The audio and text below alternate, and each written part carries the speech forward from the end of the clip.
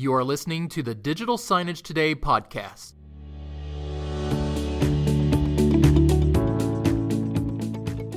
Hello and welcome back to the Digital Signage Today podcast. I'm your host, Bradley Cooper, the editor of Digital Signage Today. The top stories for this week include one on how the China trade war is impacting digital signage. The ongoing trade war between the U.S. and China is impacting the digital signage industry by making certain parts more expensive and more difficult to get. Other top stories look at how self-service technology is quickly becoming an issue of political importance, as many argue over whether or not self-service technology such as kiosk are removing jobs. Our final story this week looks at what is the key difference between digital signage and kiosks. Despite the fact that both kiosk and digital signage have expanded in popularity, there is still some question about what the true difference is between them. Today on the podcast, we will be speaking with Elliot Maras. He's the editor of Kiosk Marketplace, and he'll be sharing with us key trends in self-service, touchscreen, and kiosk technology.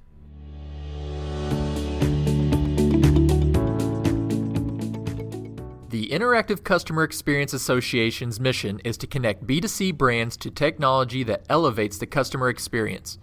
Brands have access to resources, project help, news, and insights based around boosting their customer experience. Suppliers gain network opportunities to reach these brands and help them provide solutions to elevate their customer experience. Join today at icxa.org.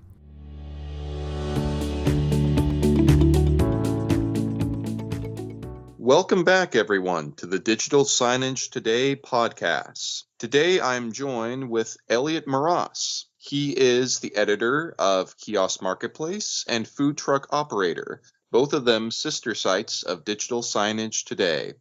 Elliot, great to have you. Thanks, Bradley. Good to be here. Excellent. So today we're going to be talking about some interactive kiosk trends and how those trends really relate to digital signage. So the first question I had for you, Elliot, is what are the long-term kiosk trends that we're looking at? Boy, that's a loaded question.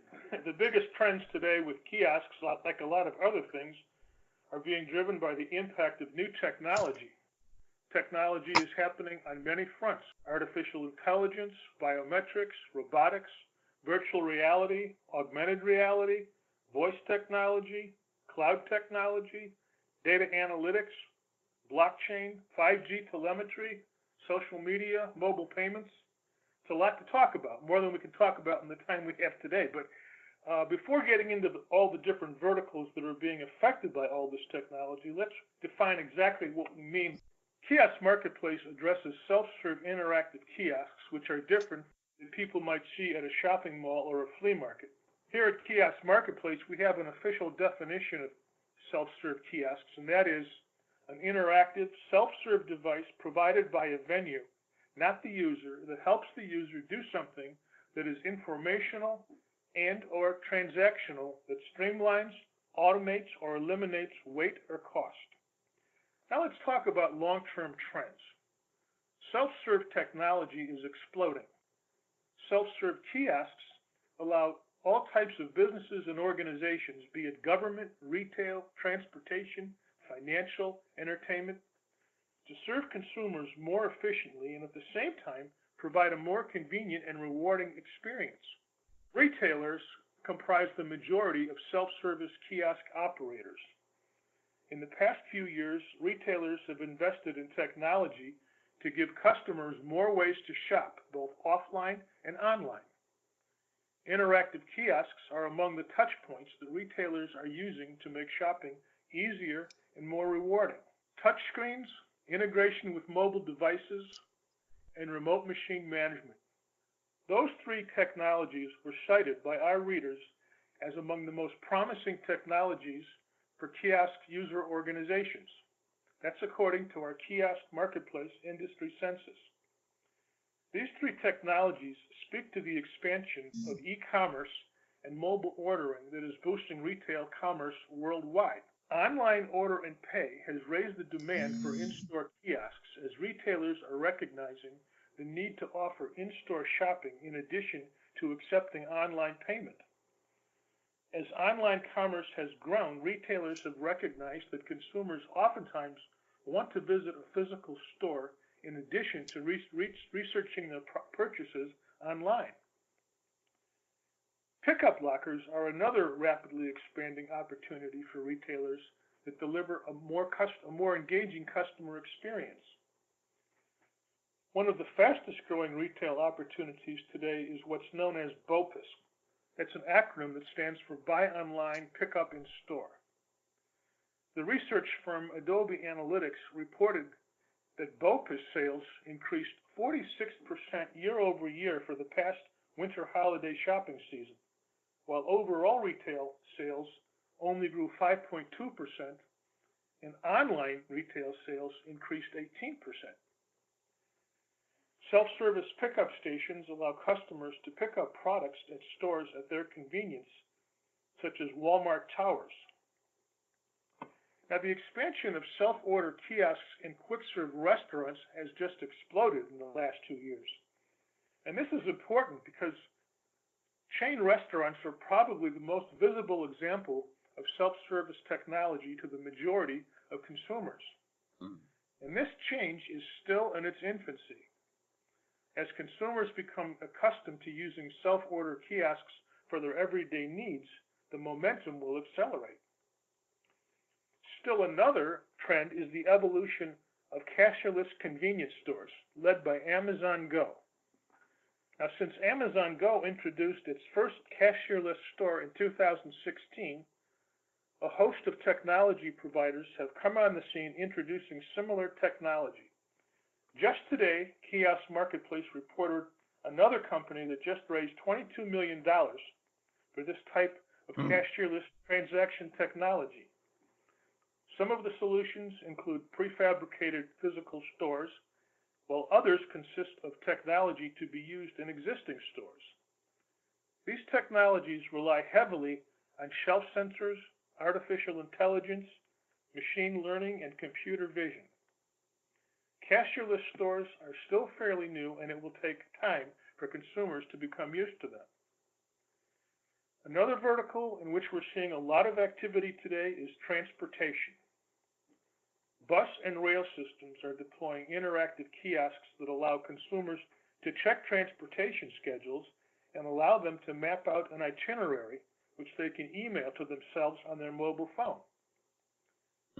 Cities are replacing manual coin parking meters with internet-connected kiosks that can accept mobile payments and advise drivers how much time is left on their parking meter.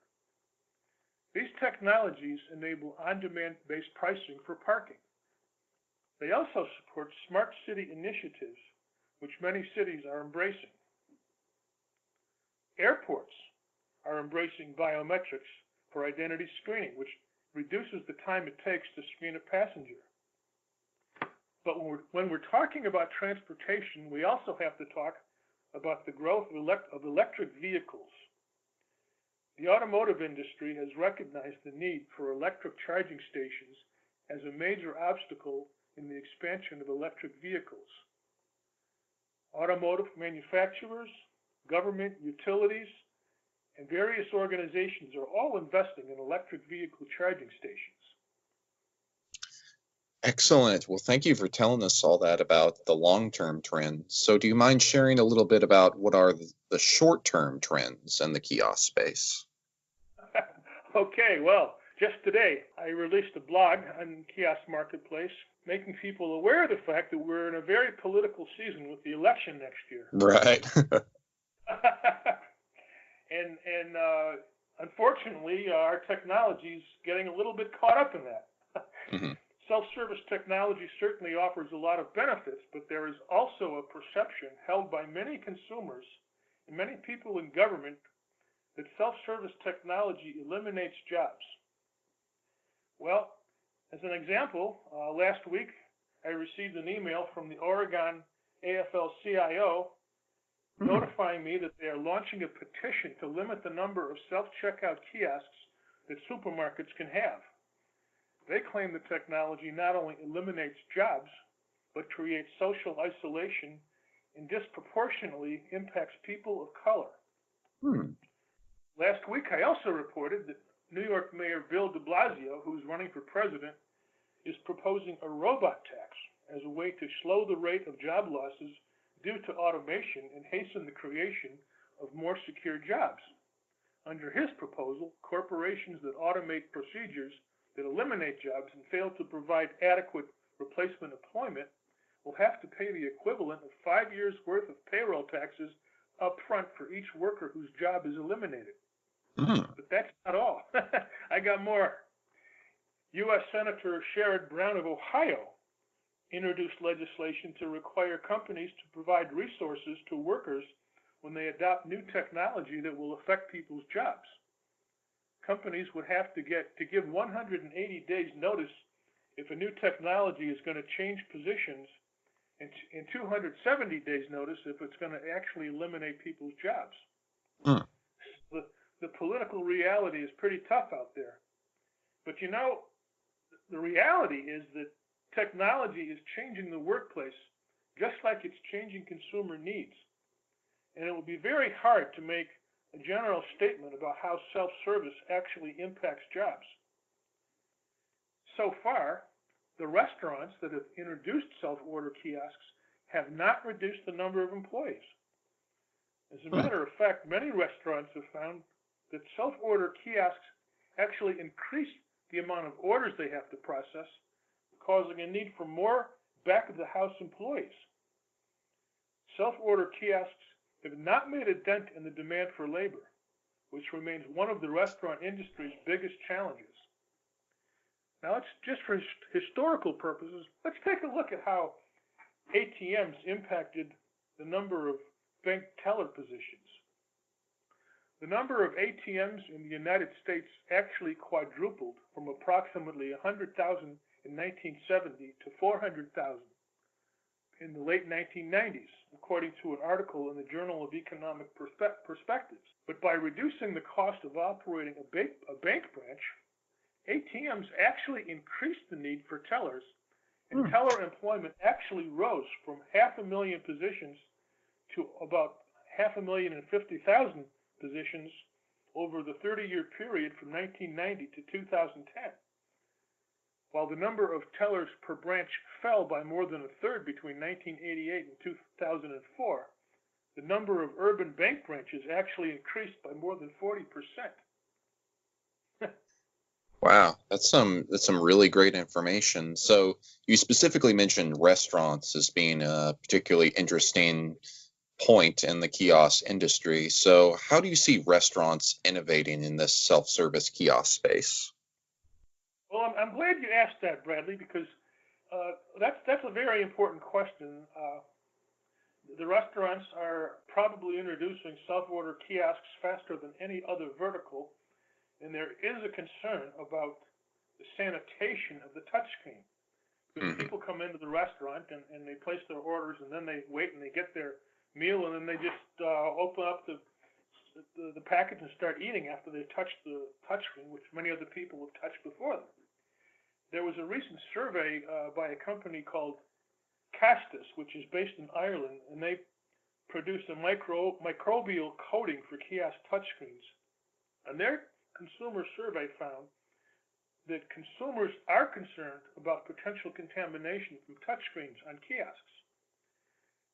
Now, the survey did not actually ask them what they thought was causing the concern, but there was a very, very publicized incident last year about restaurant kiosk contamination in a British newspaper. It was called the Metro, and they reported that bacteria was found by a laboratory on kiosk touchscreens in a quick-serve restaurant. Not just one restaurant, but several in the London and Birmingham markets. Now, health experts agreed that the bacteria risk from the touchscreens is manageable. However, in this survey by Castus, 70% of the respondents in the United Kingdom are worried about using public touchscreens. So the kiosk industry has to embrace strict sanitation practices in order to maintain its commitment to public safety, especially as kiosks are expanding at a very rapid rate. Excellent. So we've talked today about some long and short-term trends in the kiosk industry. So I'm going to end things off with a more general question about the future, and that is, where do you see the kiosk industry going? What's the big things? Well, I certainly believe it's going to play a bigger part in humans' lives going forward. Hmm. Um, I specifically see online order and pay as the fastest growing trend that's going to encourage more and more retailers of all types of merchandise to add more kiosks for in-store browsing and outdoor and indoor pickup. Um, Restaurants, of course, are going to continue to add more and more self-order kiosks.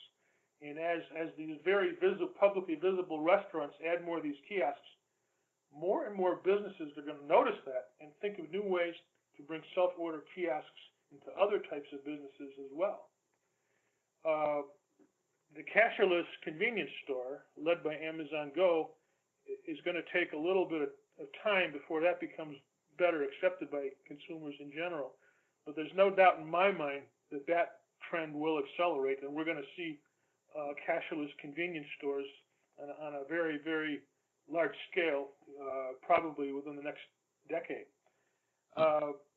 Smart city, of course, is a buzzword. Cities all over the world are looking at making their buildings and their vehicles a lot more interconnected and more efficient, and more opportunities for communication, be it advertising or public service notices everywhere you go.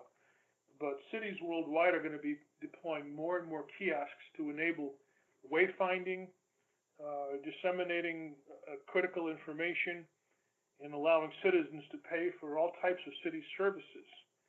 So there's no question kiosks will play a support role for the connected consumer. Excellent. Well, thank you so much for joining us today, Elliot, and thank you for providing that great information. My pleasure, Bradley. No problem. You take care. Okay.